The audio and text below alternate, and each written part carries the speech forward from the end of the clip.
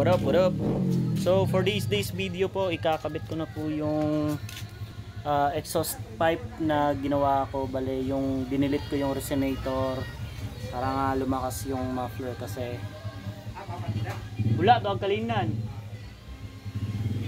So yun nga, bale yun, kinabitan ko lang siya ng stainless. Bale, so yung sa stock may resonator yun dito, tapos ngayon straight exhaust na siya.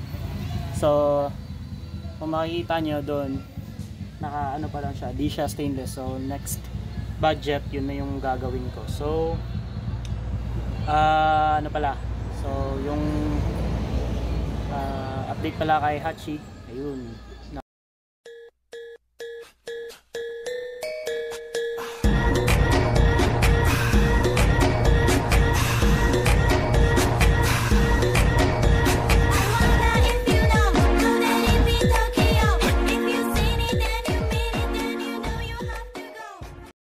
Ano na siya, T37 na mugs.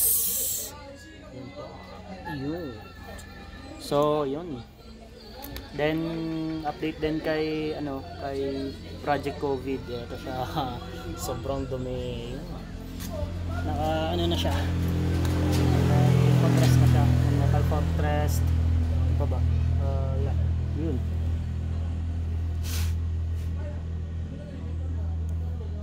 So yun, kakabit ko na. Let's get it on. It's getting serious on this track, man.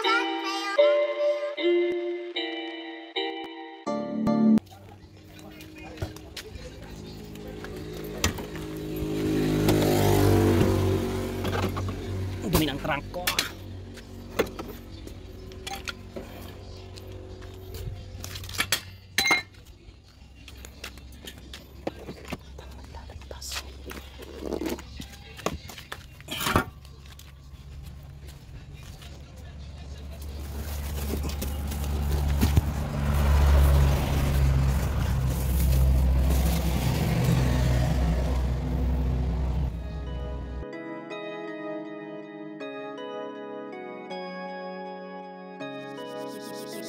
Unibeast, hit him with a roar.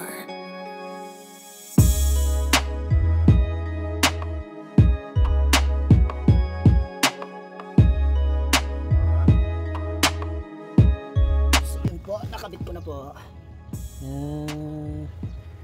Hanggang doon. So ikakabit ko na lang po yung exhaust para ma-soundcheck natin, para malaman natin yung pinagkaiba ng merong ano, merong resonator tsaka yung after niya madilik. So may video ako nung unang ano, nung unang in-install ko yung muffler natin, yung GDM muffler. So let's see.